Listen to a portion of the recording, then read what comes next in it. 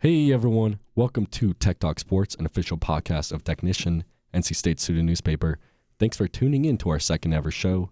We are editorial staff at Technician, but here we're going to have some more free-flowing takes, maybe some things you wouldn't see in the print. I'm Daniel Susann. We didn't introduce ourselves last show, so let's introduce ourselves. I'm Daniel Susann, an assistant sports editor here. I also do the crossword if you have any complaints. Jakob, introduce yourself. I'm Jakob Halbur. I'm one of our managing editors at Technician. Josiah. I'm Josiah Lee, our other assistant sports editor. Connor. And I'm VanDerMark. I'm the sports editor here at Technician. There is a lot to discuss coming up this week and last week. We got football versus Florida State, the Battle of Mid. Maui Invitational coming up next week. Feast week, Olympic sports, and it is that time of year. We will end things with Turkey Talk. Tech Talk is presented to you by Technician. Check us out on the web at technicianonline.com, Instagram at NCOSU Technician, and Tech Sports on X. And as always, you can pick us up a copy of the print on the stands every Thursday. Okay, play the music, Hector.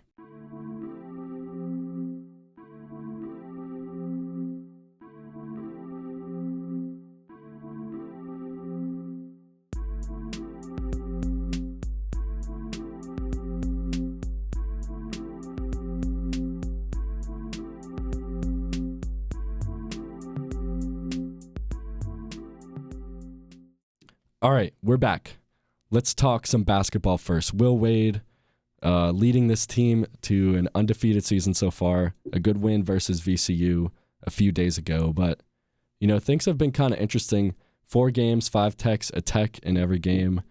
It kind of seems like the refs, I wouldn't say they have a vendetta, but they're really trying to keep things, under control, and that's leading to anything NC State's doing. They're getting techs. What do you guys say about that, Jakob?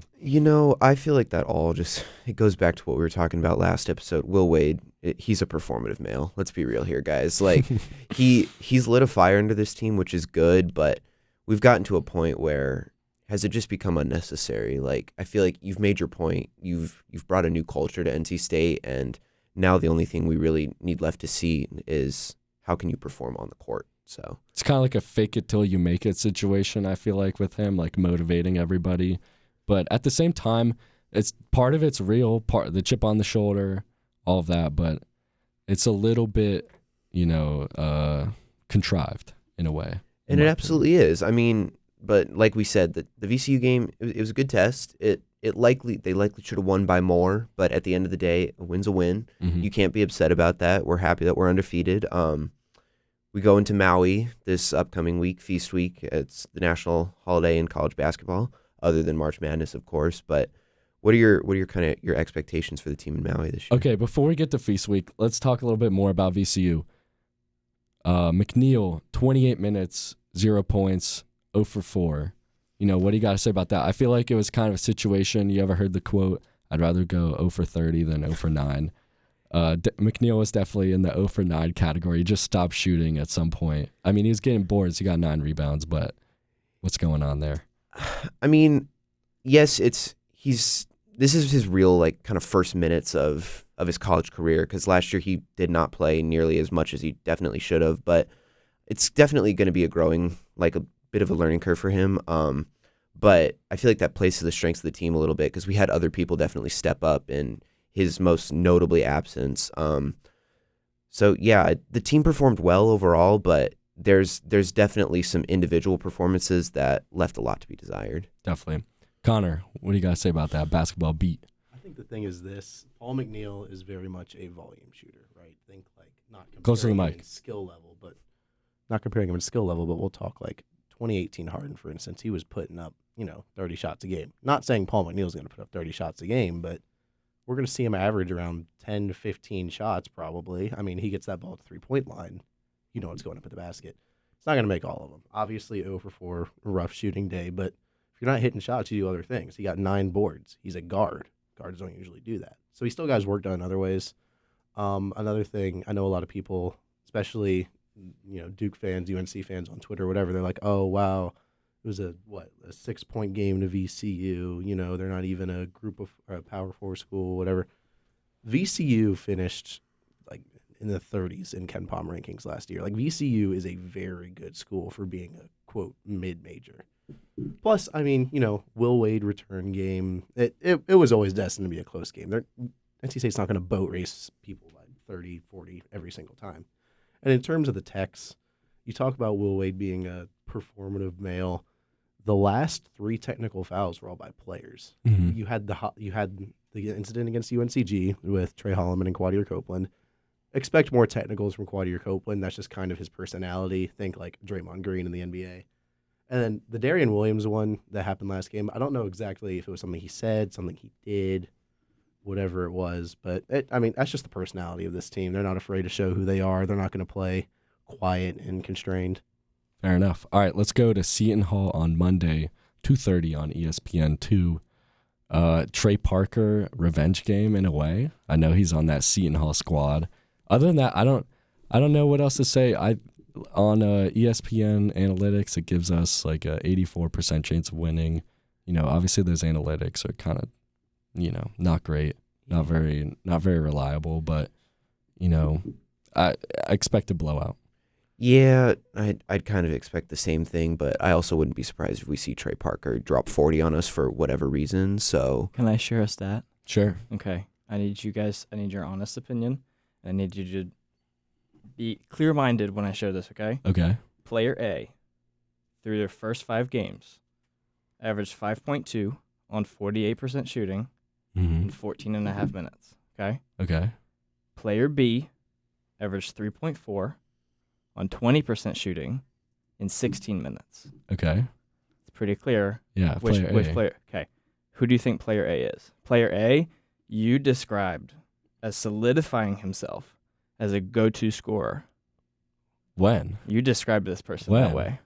Last season. Oh, okay. They played for NC State last season. Is it probably McNeil? Mm-mm. No? That doesn't make sense. Yeah. Player A. I don't know. What do you think, Jacob? Trey Parker? Player A is Okay. Trey Parker through 5 games at NC State. Okay. Player B is Trey Parker through 5 games at Seton Hall. Okay, so he's bad this year. He's been pretty Okay. bad. We talked about last year, like Braden, one of our other writers, he said he was like a budding star. Mm-hmm. And like it hasn't translated and it hasn't gone over. Yeah, that makes sense. I feel like he kind of had a Terquavion Smith play style, like when he did get the ball last year. So I feel like it kind of he had Terquavion vibes, but obviously the scoring wasn't there. And on that team, he didn't get as many minutes. Like when Terquavion was here, if you guys remember, he would play like 30 minutes and just chuck up 30 shots. So, Well, I will say this. He was extremely talented in his time at OTE. If anyone's watched that, it was like a highlight reel every single game. I think Keats not playing him a whole lot last year kind of stunted his growth. And then once again this year at Seton Hall, I watch a lot of college basketball. I'm not going to sit here and pretend like I've sat here and watched a Seton Hall basketball game this year. I probably should have because NC State plays them, but who knows? Maybe it's just they don't scheme around him. He is getting 5 more minutes a game, so that is something to note. But, it's just I don't think he'll be that much of a threat. Yes, it's a revenge game for Trey Parker, but this is an entirely different team. There was 2 of his teammates on this current NC State squad, and one of them doesn't even play. true. Also, something that should be mentioned, this Maui Invitational field just like sucks. Sucks. It sucks. We have Arizona State, Boise State, Chaminade. If I couldn't even put a guess as to where that's located in the U.S. Seton Hall, Texas, USC, and Washington State.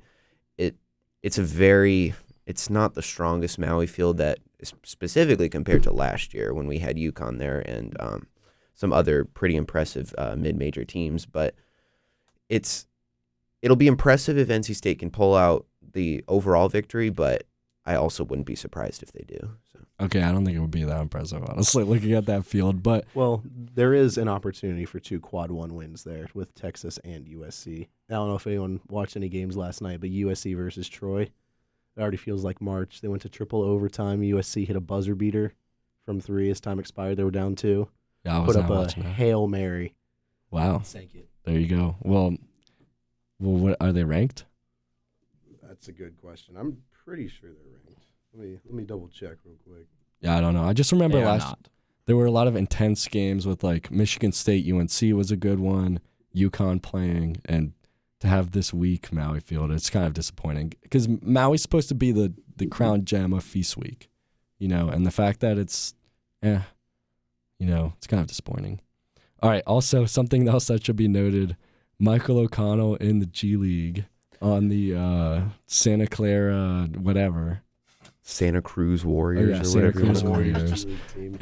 So what I'm hearing is Michael O'Connell's about to be the next Steph Curry. Was he the best player on that team in 2024? No. No. He is not. I don't know why you're even considering that. He's the only one to make the league, kind of. I mean, DJ So- Burns was on the Greensboro But Swarm he for a got- total of he got 2 cut. days. He got cut First immediately. Okay, whatever. Sorry, that was How long conjecture. has O'Connell been on I don't know. Santa Cruz? That's a good question. But he's getting Okay. some minutes. He's getting some minutes in real games. Oh, is he actually playing? Yes. Oh. I saw him shoot a shot on Twitter. So It's also not just Michael O'Connell. Jack Clark is also on that team. He is on that team. What, 2 years ago? yeah, but he wasn't on the, Final Four. He wasn't on so- the final. It was 3 years ago. He wasn't Yeah. on the Final Four team, but it is a former NC State player. So Another- I do think it's cool that there's 2 former NC. They didn't play together. Yeah. But I do think it's cool that 2 NC State players did because we saw Terquavion Smith go to the league. He was a perennial bench player / G League guy, which is unfortunate because any NC State fan knows how talented he was.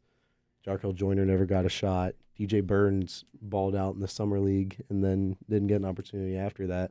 He played overseas. DJ Horn played overseas. I think Breon Pass is also overseas. Really? Mm-hmm. I believe he's And in Casey Greece. Morsell yeah. has now moved on to play-by-play. Yeah. I think he UCC does. Network. He's a color commentator, but yeah. Yes, my fault. He's done a decent job at that. Either way. All right, let's move on to football. Enough basketball talk. The 41-7 loss to Miami. Let's make it official here. CJ Bailey has been cut from the 2026 Miami roster. His tryout did not go well. Just generally it was bad vibes the whole game. And the prediction from Josiah about the pass rush was 100% correct. It just seemed like he had no time back there, and he was throwing picks left and right. It was rough. It was not. It did not look pretty. I didn't watch most of the first half, but I turned it on and it was 24-0. And I saw they showed on ESPN he'd been pressured on like 57% of his throws, Mm-hmm. like more than like that's just he had gotten away. I think he got sacked twice in the game, so like the numbers weren't there. You watch the game, that's not what it looked like. Yeah. Anthony Carter, like. He had nothing. There was no, and any of them, none of them could do anything. It was hard to watch. Yeah. All right. I think the story of that game, though, was not on the field. It was the press conference after, at least the most interesting story to me. A reporter on the Miami beat was talking to Dave Doeren after the game. He asked him a question, kind of an odd question. Hey, coach, I've got to hand it to you. Your birthday's on December 3rd, right? I have a couple of family members with birthdays on that day, so it's a good birthday to have. So I was just noticing that to lighten the mood a little bit. And his response was kind of like, all right, whatever. Like, he kind of ignored the question. And then the reporter doubled down. He was like, Coach, the birthday thing was just designed to lighten your mood a little bit. And Doeren was like, I got my butt kicked. This ain't funny to me. Do you understand that? I do this for a living. I'm like not speaking some of the expletives, but pretty hilarious. Shout out, happy birthday, Dave Doeren, by the way. December 3rd, it's coming up. But yeah, that's a tough look for the reporter right there. I don't know why you would double down on that in that scenario after this man just lost by 34 points when in reality that was a stupid touchdown that we scored at the end. So in reality, he got shut out. Let's be real here. It just overall that game was a load of hot garbage. Didn't cross midfield at all in the first half, so that was impressive. Silver lining though, like Daniel said, we don't have to worry about CJ Bailey transferring to Miami because they don't want him now. Mm-hmm. So, but yeah, I'm not sure why the reporter would go in that direction. That was not a good look for him there. And like it would have been one thing if it was like that day or like the next day. Like if it was like, hey, coach, your birthday is tomorrow. It was like It's 3 weeks away. Yeah. And it's just, I mean, we're all journalists, right? We've all covered a bunch of different NC State games or Canes games or whatever. It's just not a question you ask at all. It had zero relevance to the game. It had zero relevance to any storylines outside of the game. I mean, the dude just lost by 34 points, and you're sitting there asking about his birthday. And I've seen people on Twitter, too, like, criticize Doeren's response and whatever. I would respond the same way. Mm-hmm. You lost by 34 points after beating, number 8 Georgia Tech. The expectations were high, and you get blown out. I would be pretty angry, too. You can't blame them. It's an unserious question. I would love to ask Rod Brindamore that at a Canes game because he would be very upset. That's a no-nonsense man coaching that Hurricanes team, and he would be very upset. All right, we forgot to mention something from basketball. I apologize. How about the student section leaders, what are they called? The Red Reckoners? Red Reckoners. Sorry. Yeah. That was all right, they're fine. Whatever, they're fine. But did you guys see this sheet that they gave out to the student section members? It's kind of like mirroring what Duke does when they play UNC. They had this long list of like insults and things about the players. But some of these insults, you got to pull it up, Connor. Some of these insults were just very embarrassing. Like one of them was like, this guy has a podcast that has like 1,000 like followers on Instagram. Like, that's not bad. He's growing his especially for a college player. One of them was like he hit a game winner against Kansas, and he's been riding that high ever since. And it was like last year he hit the game winner. We're 4 games into the season. I'm like, come on. If they're gonna continue with this, they need to dig a little deeper and actually find some stuff. But also, like, this is embarrassing. This is really embarrassing, guys. Like, I've got the sheet pulled up right here. For one guy, for Brandon Jennings, in the notes they have having NIL in your bio with under 5K followers is wild. Nobody's inquiring, little bro. Okay. Only averaged 2.7 points and 2.3 rebounds per game last year. Quote or parentheses, supposed to be a leader for this team. And there's other stuff where it's like, how much raw talent does he actually have? One guy, it's like, attended the NBA draft in 2023 to, quote, manifest his way into the league. There's another one where it's like, in 2018, his friend said he looked like this giraffe. Like, it's just corny stuff, right? NC State is trying to solidify themselves as a basketball school. So let's act like it. Yeah. I'm completely good with, the Red Reckoners and, leading the student section and cheering and all that. Whatever. Let's do it. This is corny. As an NC State fan, I don't agree with the sheets. Yeah, this ain't it. If you're going to do it, dig a little deeper. Otherwise, don't do it at all. Yeah. Especially if you're going to like go down the like ESPN like stats. It'd just be like, this guy had like 2 points per game. Like, come on. Like, there's another one that says, has family in the modeling industry. Obviously, he had to choose a different route. Wow. Plays the saxophone. Might be the only basketball player I know that plays it. Hey, There's another one that says, the saxophone's that cool. says from England in it. It's just it makes no sense to me. And once again, like it's just corny behavior. Like, I get making jokes and digs at the other team. Like, that's something that I feel like all sports fans do at some point. This is like middle school level insults. This is not a Power 4 supposed championship contender. This is not how we're supposed to act. No, definitely not. I feel like they did this last year against UNC. Maybe I'm mistaken. I've been saying this for a little bit, and people are telling me I'm wrong. But I feel like they gave out a sheet last year against UNC, but it wasn't like this. It was kind of like it had some cheers, like it had our fight song, things like that. We should do that, honestly, because it helps the casual fan. There's a lot of new fans, obviously, with Will Wade, who maybe haven't been watching the past few years. And they see all this hype from Will Wade, now they're watching. We should give them a sheet. We shouldn't gatekeep, like, knowing our fights on it and things like that. But, doing this is, I don't have a good feeling about it. All right, back to football. Sorry, we had to include that because we couldn't stray. That's something that's worth talking about. All right. Brazil. So, in case anyone hasn't heard, NC State next season will open its 2026 football season in Brazil for a Week 0 game against Virginia. They haven't decided exactly like what city it's going to be in. Chances are it'll probably be either Sao Paulo or Rio, but Brazil. Yeah. Brazil.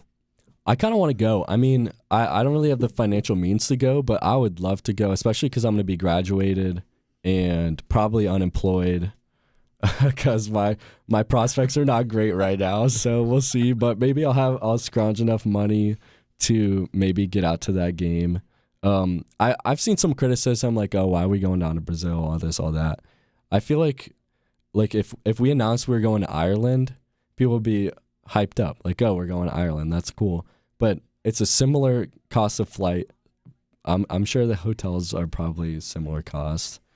Tickets probably will be cheaper because who in Brazil is going to go to this game? I think that's where most of the criticism comes from. What Brazilian person is going to be like, let's go. I want to go to this game. What are you trying to say, Daniel? It's one thing to do like an Eagles-Packers game there. I'm sure the NFL has a decent amount of fans in South America. There's no way NC State football and Virginia football have a lot of fans. How many alumni are down there in South America? Two. Okay. I will say, I think the funny part about the whole game is that, NC State and Virginia played this year. But it was a non-conference game. In Carter Finley. Mm-hmm. It was a non-conference game. They play in Brazil next year. It's a conference game. It's an ACC game. It makes absolutely no sense to me. I think they elevated it to a conference game so it would matter a little bit more. But it's like, bro, that's not going to get the fans down there. They're going to be wanting to go to Brazil because it's Brazil. It's not about, oh, I want to see NC State football. It's more of an excuse to go to Brazil for, the Wolfpack club members. Probably not someone like myself. But And I would like to say this is the first international game for either program. So, I guess growing the college football game a little bit, like you said, it's not going to probably reach as far of an extent as like an NFL game in Brazil does, but I digress. Obviously we have the Dublin game every year. Dublin Cursed exists, so are we going to get a Sao Paulo or Rio Curse incoming? Because, Florida State last year, they played in Dublin and lost, and won, I can't remember exactly, but after that it was straight torture for every Seminole fan after that, and also Kansas State this year had a very similar experience. So it'll be interesting to see if we continue the international curse in the Southern Hemisphere.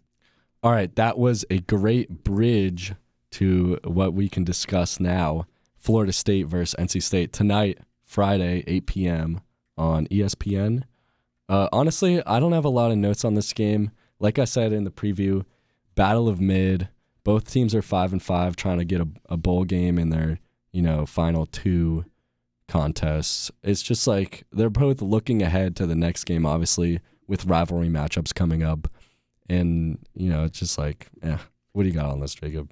This is a game of dumb versus dumber. I'm sure you've all seen the two clowns fighting meme. This is exactly what this game is going to be between Mike Norvell and Dave Doeren. That's two coaches who have probably way extended their time on these teams, likely more than they should have. But like you said, a win puts NC State back in a bowl game, but all eyes are on rivalry week with Bill Belichick's first game leading UNC. So it's Florida State's dookie in conference play, NC State's dookie in general. So who's going to be less dookie tonight? Well, I think the biggest question is obviously week 1, Florida State had that huge upset against Alabama. Everyone thought Florida State was back. How much stock do you put in that game? Because originally the thought was, oh, Florida State good, Alabama bad. Alabama is one of the top teams in the country right now. So how much do you focus on that game in comparison to this one? Obviously the CFP doesn't really care about that game, obviously in the way they're ranking everything, but everyone knows that they've got a little bit of tilt over there in that committee. But I don't know. I've heard something that I don't know who said it. It might have been one of you guys, that Tommy Castellanos, he's kind of like a beginning of the year he does great, and then he falls off at the end of the year. Someone told me what happened at BC last year. Yeah, I guess it was you that said that. So I think the tickets aren't too expensive for this game, so I might try to pull up because it would be my last game to be able to go to. But at the same time, yeah. Jacob, can you say Dookie again? Dookie. You said like 8 times in that sentence. Yeah. I will say, I do have another stat. Only 3 teams in the country have racked up 4 wins versus opponents who are 7-3 or better on the season. Yeah. Indiana, Alabama, and NC State. There you go. Because they beat Pitt, they beat Virginia, they beat Georgia Tech. We did not beat Pitt. And they beat, who was the win? It was Wake Forest, right? It was Wake Forest, Yeah. Sports editor dropping the knowledge over here. Dude, I'm trying to focus on so many things at once. My bad, guys. I guess we can segue because there's not much else to talk about with that FSU game. But women's basketball still can't figure it out. That TCU game that was ugly. That Coastal Carolina game, specifically in the second half, that was also not what Westmore was probably looking for. This team misses Josiah James and Sanaya Rivers so much. It's not been great. Connor, what do you have to add on that? They just don't have a go-to scorer. Last year, you had Josiah James. You give the ball to Josiah, she'll get you a bucket. She'll get you a 3. She'll get you a clutch floater. Like we saw it all of last year. This year, what was it? In that TCU game, their top 3 players, Zam Jones, Camille Pierre, and Zoe Brooks, they shot a combined, I want to say it was like 7 of 36 or something like that. Zam Jones was 0 for 9. Camille Pierre was like 5 of 12, and she only got most of those in the fourth quarter. And Zoe Brooks was 2 of 11. Like they just don't have a go-to. Zoe Brooks was getting clamped, so you go to Camille Pierre. Camille Pierre just chucks up shots. She puts up a bunch of mid-ranges that she doesn't make consistently. She's trying to do what she did at Vanderbilt, right, where she was realistically the only good player. Now she's on a team that has a lot of talent, and she's still trying to do what she was doing last year and just put up as many shots as possible. Yeah, not a good situation. But they have 4 games here to recharge, 4 not great opponents. And then they play Oklahoma December 3rd. I think Oklahoma's like number 6. So should be another interesting test there. I mean, it's crazy how many ranked opponents Westmore has scheduled, but it's good that there's a little bit of a lull here where they can reload and get it together. All right, Olympic sports talk. How about number 1 women's cross country competing for a national championship tomorrow at 10:20 Saturday morning on ESPNU? Tune into that if you want to see the possibility of NC State athletics hanging a banner. It's not a common occurrence, so. Yeah, I mean, women's cross country, they've been a dynasty these past couple seasons, going for their 4th national title in 5 years tomorrow. Just a couple notes on that. Biggest competition is definitely going to be BYU and the who won last year, and that their star freshman, Jane Hendegren. She is a freshman who holds the new Big 12 record for the women's race, the 6K, and she won her mountain regional by 42 seconds. Wow. She beat last year's champion from New Mexico. It's astounding what she's doing as a freshman, and if she wins the individual race tomorrow, she has the opportunity to be the first freshman in 40 years to be the individual national champion. That'd be pretty remarkable. But NC State, we got Grace Hartman, Angelina Napoleon, Hannah Gapes. All 3 of those have been at the top of the leaderboard. Yeah. Every race. We'll see what they can do. Maybe one of them just pops off and is able to top that freshman. It'll be also a matter if Grace Hartman is healthy, as she's been dealing with that foot issue, her plantar fasciitis. So we're hoping she can get in there and race and hopefully lead us to a national title. Definitely. Shameless plug. There's a great article on technicianonline.com from Mr. Daniel Susann about all 3 of them, Angelina Napoleon and Hannah Gapes, Yeah. Grace Hartman. Yeah. Go check it out. Yeah, it's fun to talk to them. They were all very eloquent. It's kind of shocking when you speak to an athlete that's really eloquent and you're like, dude, they could do my job. I could definitely not do your job. So it's kind of funny. Men's soccer. Yep. Second round of the tournament on Sunday. They're going to play Marshall, number 15 ranks team in the tournament. Fun fact, they were eliminated by Marshall last year in the NCAA tournament. Yep. So a little bit of a revenge game for NC State this weekend. Yeah, 2-1. Hopefully they can, get on the board this time. Their last few games, I mean, not in the first round against Louisville, but their second round matchup against Syracuse, they really struggled to put one in the back of the net. Just everything was going wrong.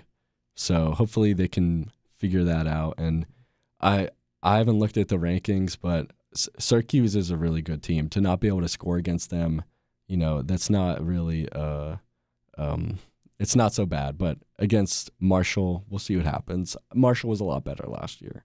So anyway, all right, now we can transition to Turkey Talk. Check it out here in a second. All right, we're back here with Turkey Talk. We welcome Kelsey Bohn, our culture editor here at Technician. Say hi, Kelsey. Hi, everyone.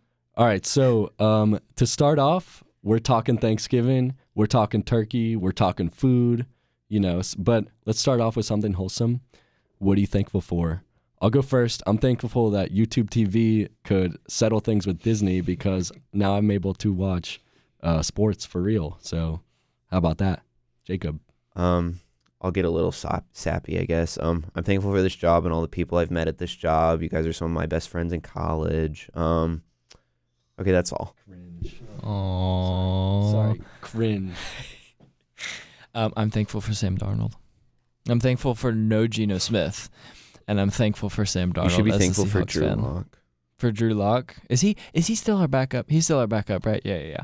You should know that. I think. I probably You should. know I know that. Sam. I know we traded Sam Darnold to the Vikings, and Drew Lock. Who'd you trade? Howell. Sam Howell. That's what I meant. Sam Howell to the Vikings, and we signed Drew Lock. Yeah, I'm so scared for like week 16 when Sam Darnold's gonna throw another 4 interceptions. This isn't a very good week to be thankful for Sam Darnold. They'll lose to the Colts. Don't worry. No, that's that, dude. If we lose to the Colts, I'm not. Anyways, not sure how I'll respond. out of the sports talk, Connor, what are you thankful for? Well, I'm going to stay back in the sports talk. I'm thankful for college basketball. Best sport in the world. Frank William Wade? And Frank William Wade, of course, and the opportunity he's given NC State to be good again, because 2023 was really exciting. Let's go back. Yeah. Kelsey. I'm thankful for Robert Irwin and how far he's made it on Oh my Dancing with the Stars. I'm thankful for my culture correspondents who come to the meetings, and I'm thankful for how well I'm doing in Technician fantasy football. Dude, okay. Okay, let's be honest. Nobody is paying attention to that. I haven't set my lineup once this year. She has Jonathan Taylor, so it's just Okay. kind of like a cheat code. Overrated. Anyways, MVP, by the way.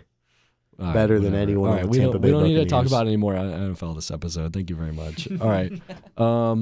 Any takes on Thanksgiving here? I'll start. I feel like Thanksgiving is not a great holiday for a senior in college. At least this is my experience, because I already know how many times I'm going to be asked, what are your plans after school? I'm going to have to talk to all my relatives.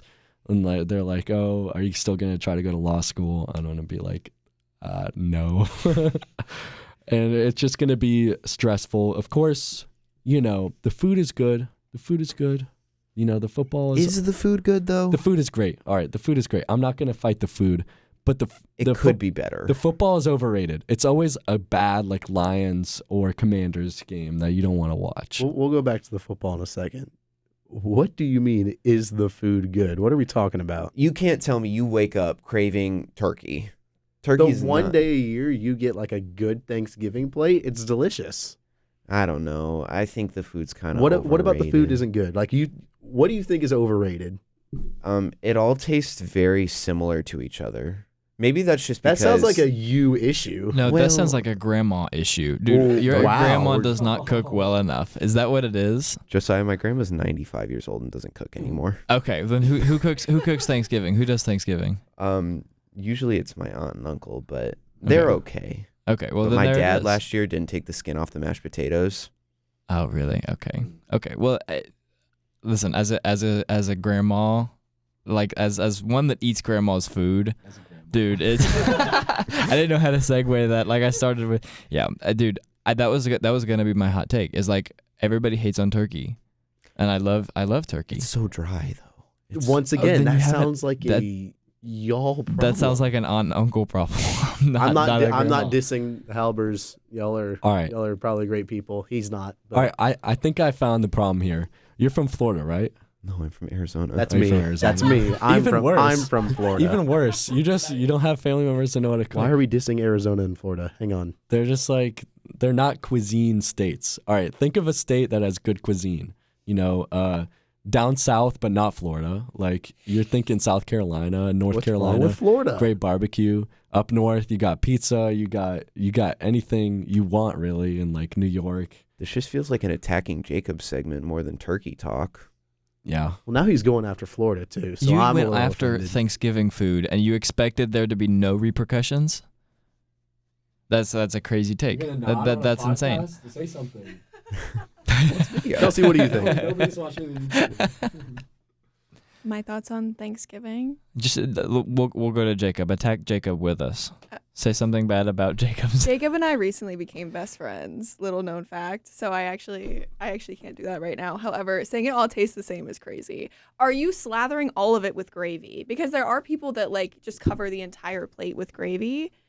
I'm not that much of a psychopath. Okay, Like but the like gra- that would, Turkey and mashed potatoes get gravy. Everything else is Okay. maybe stuffing if I'm feeling adventurous, Sure. but everything else. No. If we're covering our cranberry sauce Okay. in Cranberry gravy, sauce is gross. then that's why everything tastes the same. Cranberry sauce is absolutely disgusting. If you have that on your Thanksgiving table, I can't trust you in any way, shape, or form. We're not friends. But This are we is a bad talking like take. cranberry jam, like the stuff that comes out of like the can, or are we talking sauce, like any actual any cranberry sauce? any cranberry sauce. I feel like ever. people who say that haven't actually had cranberry sauce. They've only had like cranberry jelly. Oh, no, I've had both, and they're both not good. Do you like fun? Like, do you like do you like good things or no? No, apparently not. Okay, fair. I think something might be wrong with your taste buds. And that very well could be an accurate statement. And You I have, guess like, long I guess we're COVID or not something? friends anymore, apparently. You Because have- there ain't nothing wrong with some cranberries. Do you have long COVID? Long Like, can you COVID. still taste? I mean, I had COVID in September, so that very well Okay. could be Twin. impacting my There you taste go. buds. There you go. All right, more takes. Honestly, Blackout Wednesday, if you haven't heard that, that's when people like go with their friends, and have some fun. The night Your before. hometown friends, Yeah, like hometown high school friends. friends. Your ex-boyfriend, your on and off ex-boyfriend from high school, do not talk to him over Thanksgiving break. That's better than the Thursday. Let's be real. But, maybe I'm just an alcoholic. I'm not. I don't drink that much, so there you go. And I'm 21. Thank you very much. This So- outtake reel is going to be crazy, Hector. No, we don't need to make one with this section. Also, about that, it was 90%, no sports. We got to put some more sports into that, the reel, Okay, let's not trash on Hector. Anyways, back to Sorry. Thanksgiving. Can I share my Thanksgiving hot take? Sure. Okay, I've said it before and I'll say it again. If you are going to your extended relative's house and you know that you have differing political opinions, live stream it. Everyone is always posting on TikTok like, can't wait to go fight with all my relatives, but I'm not getting a notification on my phone that we're live streaming, so live stream it. Thanks. Hey, you can probably Okay. make some money out of it, too. Exactly. Like, do something to help yourself. Maybe you can give your relatives a cut if it's really good, live stream it. Yeah, that's a great suggestion. What other than football, I feel like the only thing allowed to be on TV in the morning is the Macy's Thanksgiving Day Parade. And then afterwards, they always have the dog show on. If I get a little interested in the dog show, I'll keep it on. But if not, when football starts, football is the only thing that's allowed to be on that The TV. parade is so dumb. People who Excuse me. people who love these like big commercial parades, I don't mess with it. There's a bunch of fun haters on that side of the table. Okay, no. Do y'all enjoy happiness and like good food? And, I would like to say I'm supportive of the Macy's Thanksgiving Day Parade. but Thank not you very much. Thanksgiving food. So like that's almost more of a travesty than what he just said. Although what he just said, is a borderline felony. So Because that's like the start of Christmas. When Santa Claus gets to wherever that like point is, it's at the very end. That's Christmas right there. Now Christmas has started. Well, no, not necessarily, because then after the parade, then you have the meal, whether it's for lunch or for dinner or whatever. Once that meal is over, then it's Christmas. If you're past Santa believing age, then I don't think you're really watching the Macy's Day Parade all that intently. But there you go. I'm not saying sit there for 3 hours and watch it dead on, but It's like great have background have it music. on in the background. You see some cool floats, maybe like a singer you haven't seen in a while. Like I don't understand what the problem is with Woody it. Woodpecker.